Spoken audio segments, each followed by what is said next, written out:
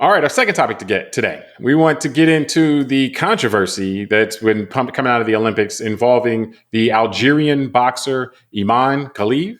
And this is she's a woman boxer competing in the women's division, but she has higher testosterone than normal, apparently naturally has higher testosterone than normal. And in fact, some have claimed that she actually has XY chromosomes. But her whole life she has been and always competed as a woman and was identified as a woman at birth and so forth. So it's really an interesting case. It's not necessarily when we have this conversation as part of the culture wars in the US, it's about people transitioning from one, being one gender and then deciding to transition to another that may or may not align with genitals or, may or may not align with chromosomes and so forth. But this is a situation where there's actually a level of ambiguity from a scientific standpoint. And so some people are upset. She just qualified for medaling at this point, and by the time you hear this, just should maybe know like whether she got gold or anything like that. But Tunde, what stands out to you in this controversy, and whether it be in the direction of actual sport or in the direction of like the culture war piece of it. Yeah, I think, to me, unfortunately, it's the culture war part that stands out. And I'm just kind of disappointed that, again, this becomes something that for some reason our political class and, the news media and everyone else is talking about when it doesn't really matter for us in the United States, just like the opening ceremony at the Olympics. I don't know why that became the responsibility of like some people wanted the American president to say something about it and all that. Like, first of all, who cares? Second of all, meaning, that's another country and they're doing stuff, right? Yeah. Second of all, you're right. This specific boxer thing, it shouldn't be huge news because, again, we've had in the last 100 years or so of women competing at high level international sports activities, including the Olympics. There's been questions of sometimes coming up about is someone a little bit more masculine than we expect women to appear and things like that. And to your point, this person has this lady has actual XY chromosomes, so on and so forth. I also learned in this period of just reading about this stuff that transgender is illegal in Algeria. Like they don't allow any of that stuff. So what happens is this appears to be a woman who has male characteristics and elevated testosterone, which probably is a condition that happens in one of every however many humans. There's probably men who have more estrogen, and maybe you could find a guy with some XX chromosomes who was born with a penis and born a man. And maybe it happens in 1 in every 10 million humans. And this boxer happens to be just one of the humans it happened to. And so that's why it's just the fact that it's become such a huge, like Fox News and all these places are spending so much time on it, just tells me like it's just more to distract the public and try and keep eyeballs than actually a serious conversation, either about a condition that this person has, which I guess is a serious conversation, or let's not talk about it at all, because this doesn't appear to be anything transgender related. No, I mean, I think that you make a good point, because to me, the more interesting piece is, okay, well, so, hey, everybody that's so sure about all this stuff, hey, maybe you need to back up a little bit, because this makes the transgender conversation more complicated as well. Because like you just pointed out, when we have such a large sample size of humans, that conditions that may be considered rare may not even come up in a group of 100,000. But when you got a community of 8 billion or 7 billion, 7 plus billion, almost 8 billion, then these things will come up and they won't be relatively rare. Like I think in this instance, in women's sports, it will actually be biased towards us seeing stuff like this. Like, again, someone who's born and in the hospital, they're like, oh, that's a woman. And, they're not checking cheek swabbing and checking chromosomes in the hospital. They take a look, like they've been doing, for however long humans have been, and say, okay, that's a man, that's a woman. And so, and then she lived her whole life as a woman, competed. It's not like her first boxing match. She competed as a woman. She's lost to women. She's not like undefeated or anything like that. And then it's like, oh, we do a cheek swab or we do a test of your blood. And it's like, oh, you got more testosterone. Oh, you got XY chromosomes. And so, and like you said, there could be this, with men. But obviously with men, if it's happening with men and they may have 2 XX chromosomes, they're not going to be advantaged in sports. So they may not stand out in the way that a woman who may have advantage for having more testosterone in women's sports. So, but to me, it just is like, oh, so all of this is a lot more complicated than people who, a lot of times argue so passionately about this stuff want to make it, And so what I say all that to say that what we're really missing, and I'm not saying I have the answer, but I could definitely see the question that needs to be asked, and that serious people need to have the conversation, or at least in their own mind need to think about, is we don't have an agreed upon standard apparently on distinguishing gender. Because I thought, okay, well, X chromosome, XY chromosome, done deal. But apparently, with a condition like this, that's not necessarily the case. And in fact, with people walking around today refute that. Now, is that just the exception and we can still keep the general rule or not? Or is it your sex organs at birth, the ones that are visible? Because then there's these things where the sex organs are not outside. And then it's like, okay, well, what does that mean then? So are we doing sex organs? Are we doing chromosomes? Or are we doing a person's, subjective identity in their own mind? So there's all these different ways, basically, that all these different quote unquote tests or distinguishing points, and we don't have one that we agree upon, basically. And, it gets to the point where it's like, well, until we kind of work this out amongst ourselves, then we're just going to constantly have people that are so sure about it for whatever reason, and without a way to kind of say, okay, well, objectively, here's what we're doing. Here's what we're going to do as a society. Well, I'm smiling because as you were talking, I realized, well, that's why we have Project 2025, because they're going to solve it all for us. That's what, see, this complicated world with all these culture wars, man, just get these guys in let there. let somebody else do it. Yeah, put someone some else do it. executive in, Exactly. and they'll just tell us, make us all feel that's the answer. Project 2025 will solve it. But no, but here's where it makes this interesting, man, because as you're talking, it's reminding me of conversations we've done about quantum physics and astrophysics. I never thought I would tie all these topics together. I just did. No, and really, it's the ability to observe. And because of better scientific observation through computers and all this kind of stuff, right? Like we're saying, blood tests, chromosome 50 tests. years ago, we couldn't tell the XY chromosome or DNA or testosterone levels at the same way we can now. And would it just be rudimentary? People was just looking at people and be like, "Oh yeah, that's not good." And that would have just been based on looking at them. Yeah.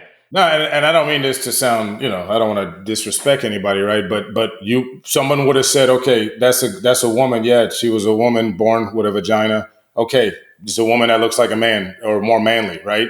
Yeah. Just maybe taller and more muscular. But there would have been no one, so everyone would have said, okay, it's just a chick that kind of looks a little bit more masculine.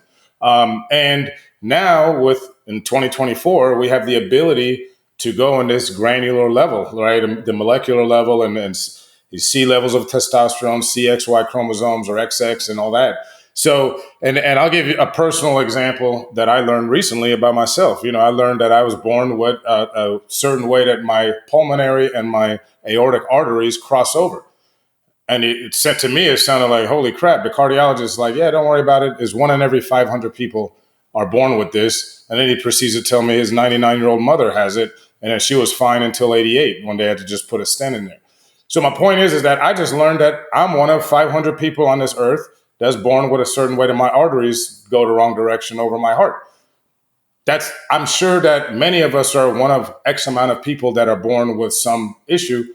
This one happens to be somebody that's born with the issue that deals with chromosomes and the estrogen versus testosterone mix. And to your point, maybe I'm a little bit simple-minded, so I don't want to think this is going to make us rethink gender and all that. But we're clearly learning more that is forcing us to have these conversations. And as we do that as a society, it's probably going to be uncomfortable, like it's been, which is going to give more ammunition to the Project 2025 types to come in and tell us, just give us the power. We'll fix it. Just be very afraid. Give us the power. Yeah. Because Algerian boxer in Paris is threatening you directly. No, I think it's an excellent point, though. As our ability to observe improves, things don't necessarily always get more clear. Sometimes they get more complicated. It's like the James Webb Telescope. Yeah, or quantum physics in general. Yeah. Like we thought we had physics figured out until they start looking at the quantum level, and then you got superposition and you got all these other things, and it's like, well, hold up, none of this stuff fits with the physics we thought we had. And so entanglement and all these other things. But I mean, again, like I think this is where I got more jokes, but I'm gonna keep them in here. Okay, but this is where as a society it helps to have serious people that can kind of deal with this stuff in the sense that anytime you have a departure from the expected, you have several different ways that people tend to want to deal with it. Some people go to the supernatural or, kind of religious type of thing from a control standpoint. Some people go to a kind of spiritual or religious kind of thing from a compassion standpoint, which a lot of times those are divergent completely. Like we hear more from the people who want to control than the people who approach, kind of spiritualism and religion from compassion, but they exist as well. And other people are looking at, okay, well, how do we fit this in the constraints of a civil society? And then other people are saying, hey, how do I take it all over?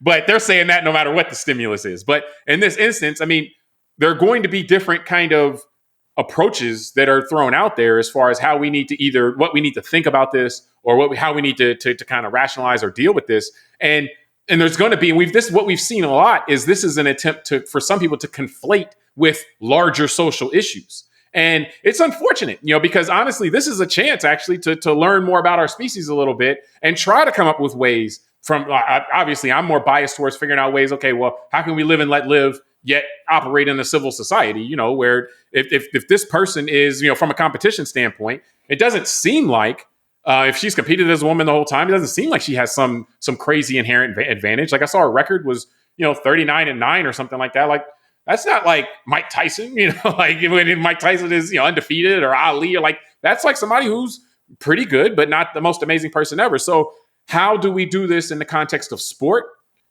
I don't know. I mean, I think that we need to get to a standard pretty quickly, though, what it's going to be. Whether it's going to be levels of testosterone, which in some competitions she was barred from competing, and in others she's able to compete. So that's not a uniform standard. Whether it's going to be the chromosomes and so forth. But I don't think now that we see it, now that we've had a chance to react, I think serious people should get together and try to figure out, okay, well, how do we want to deal with this in the future in a way that's fair and a way that people can predict and be consistent? Because remember, that's the whole point of having rule of law and things like that, is that you want the law to be consistent and predictable. If it's just one person making decrees, then the law changes. You don't know whether you're doing stuff in violation of the law or not. And so what we want to do is create rules, standards, and to say, okay, here's what it is. Like this may not be perfect, but it's fair. And this is what we're going to go by. And the fact that you have this different in different competitions, I think does the boxer a disservice, does the opponents a disservice, because they just don't know from competition to competition what can be expected, what's acceptable and what's not. And so that's what I push for in a situation like this more than anything. No, I mean, it's look, as we close out, I just want to say this, in the end, it's sad because you got, I think the boxer is 23 years old. I mean, in the end, you got this kid that's just trying to box, right? And she's not trying to make comes from a small town in Algeria, right? She's not trying to be this world famous person and some sort of spokesperson for whatever everybody else wants to put on her. And so I think that's where it's just, unfortunately, there's people we know here in the American media that want to take advantage of these type of things to stoke more culture wars. And then there's going to be people online who are not happy with themselves and all that, and they're going to go have to beat someone like this up and make their life difficult. And I just think, that's really the sad part, is that this young lady who's an Olympian and representing her country now is being attacked for something that is like me with my heart defect that I share with everyone, is of no issue of her own or no choice of her own. It's just who she is, and the rest of the world and society is out there making a bit, pointing fingers at her. So that's my point, is saying that this to me is not a conversation about transgender. This is a conversation, like we said, a young lady that has a condition or born a certain way that because of culture wars, our media and people here in the United States are trying to bring it into a conversation where it doesn't belong. It's not a transgender conversation. And so, take it for what it is, but that's my 2 cents. I mean, and the transgender conversation that we have in the United States is not one conversation, because there's conversations over transgender and just rights in general. What should you be able to do as an adult, with your own body or whatever? Then there's conversations about minors and transgender and how much control should a minor be able to offer over their own body, and that's. We don't let minors do cigarettes or tobacco. We don't let minors control their bodies 100%. So there's that question there. Then there's the question of transgender in sports and how does that. So we should acknowledge the fact that those are different conversations as far as how society should deal with those things. Hopefully, something like this can help inform people's opinions and positions on these things, and saying, okay, hey, everything isn't necessarily as simple as you may want to think, or that may make you feel comfortable. And, just to say, oh, this person is just crazy, or this is just that, or society is just like, this stuff isn't so straightforward. And so, in a lot of cases, maybe we can have a little more grace. We still got to figure out a way to be consistent, figure out a way to be fair, what makes sense in the context of our society and our values. And I don't say values like religious values. I mean, values like, age of consent and, things like that, and competition and all that kind of stuff. But ultimately, some grace, is needed a lot of times, because we don't always come in with all the information that we need in order to speak intelligently or form sound positions on things. So continue to learn, continue to evolve. And I think this is something that can help us along that way, even though, as you point out correctly, this isn't a transgender issue. So, but yeah, I think we can close up the second topic. Hope you enjoyed this. We can make it easy and just do Project 2025. But I hope you enjoyed this topic. You can check out our first topic if you haven't already, and you can also check out, coming up shortly, our topic 3 for the day as well.